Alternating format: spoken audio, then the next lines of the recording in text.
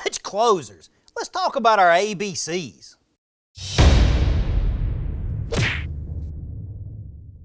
The ABCs of closing. It sounds simple enough. Is it a process? Is it the show? Is it hold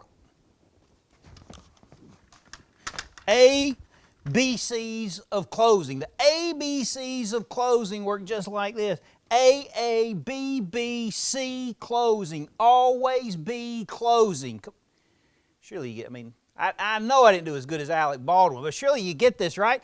Always be closing. You've seen Glengarry Glen Ross. Tell me, if you haven't seen it, stop the tape right now, hit the pause button, go watch Glengarry Glen Ross, then come back and see me. I'll still be here. Go watch Glengarry Glen Ross.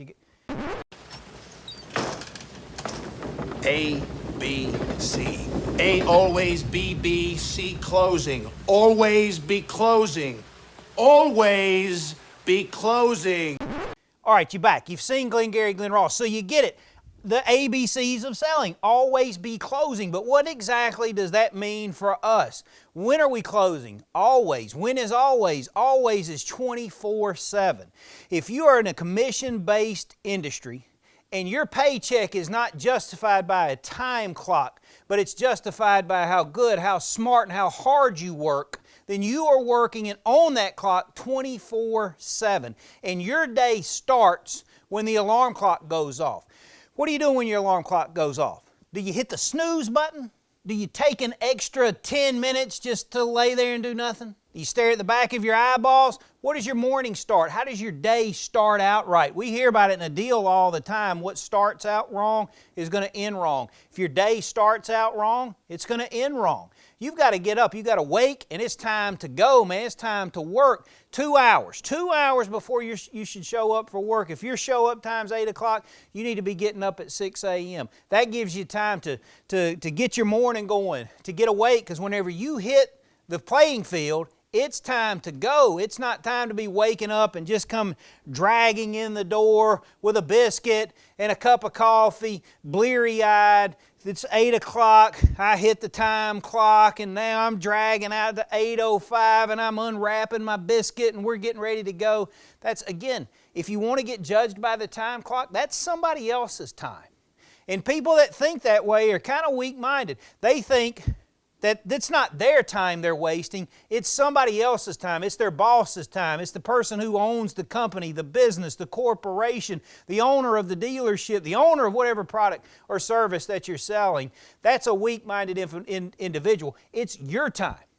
If you are in commission-based sales, there's nobody else's time but yours. The ABCs of selling, it's number one is always, always, A, always, B, C, closing, always is always. And so now, how did your day start out? Let's say you started out 2 hours early. You show up, you're ready to go, you're ready to work. How are you dressed? Are you dressed for success? Are you ready to sell? Do you look like you're ready to sell? Do you look like somebody who I would want to buy a car from? Do you look like somebody that you would want to spend your money with? Do you look like that consummate professional that can remove all the fear, the uncertainty, and the doubt that the customer has? Are your pants legs coming out and they're two inches too long for you, and you've wore off that extra length in the back, and it's just, by walking it off, you didn't get it tailored off, you just walked it off. You see some of those people that just kind of walk that extra length off the back, and it's all frazzled back there in the back, but their pants are too big. And maybe you're a large, but everybody likes to buy an extra large just because you want to feel roomy. If you want to lose 10 pounds right now, today, go get your clothes tailored. Guaranteed, cod lock, you lose 10 pounds as soon as you do it. Buy clothes that fit, get them tailored, that's a 10-pound loss right away. It's the easiest diet in the book is your tailor. So now we got clothes that fit. How does your hair look? Right? Did you get up? Did you comb your hair with the pillow? You run out of product the next day and you just, I'm just going to show up and I'm just going to wing it today. Again, are you the person that can remove the fear, the uncertainty, and the doubt that's going to get somebody to buy a $70,000, $80,000 vehicle and they want to part with their cash from you? They trust you. They're handing it over. Is that the part that you're playing right now? Always be closing means it carries in your walk. It carries in your talk. It's how you reach out to shake somebody's hand. Do you think about that when you reach out to shake their hand? When you reach out to shake somebody's hand, when you're here, means a whole lot different than this when you come across the top. You know, this is a very dominant position to come in on top of somebody just to shake their hand, right? Or you pay attention to the way your customer's shaking your hand. Are they coming in and shaking your hand this way? Are their hands clammy and cold and wet, which means they're nervous and scared to death, and you know you've got to really work to remove some fear, some uncertainty, and some doubt.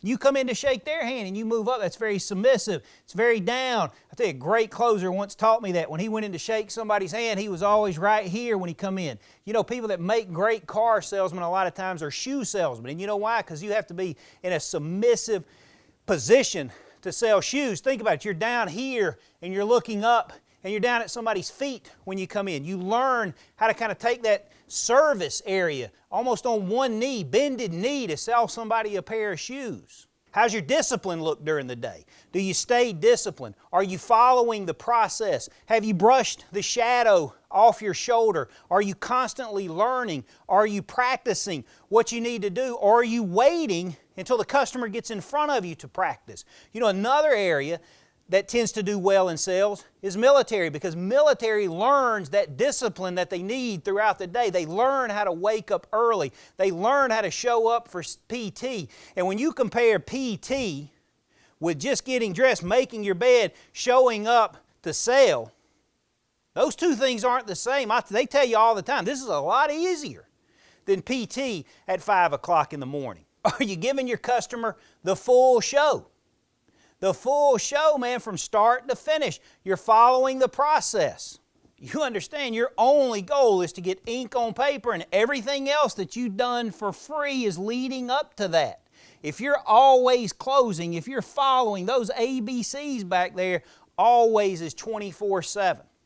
When you walk into the grocery store, are you telling people what you do for a living? Does the person at the bank who cashes your paycheck for you, do they understand what you do for a living? Does the grocery clerk understand what you do for a living? Does the person who cuts your grass understand what you do for a living? And are you offering your services to them 24/7? I had a great friend one time who always wore his name tag upside down.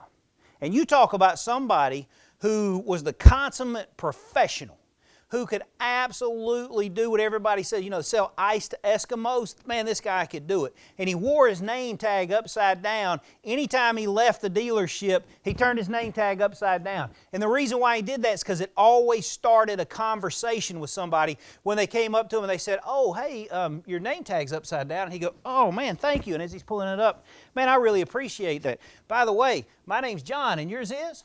Oh, let me tell you what I do for a living. If I can ever help you, I owe you one. Are you in the market for a car right now? And it started that conversation. And he would tell you that he would sell 2 to 3 cars a month just off wearing his name tag upside down.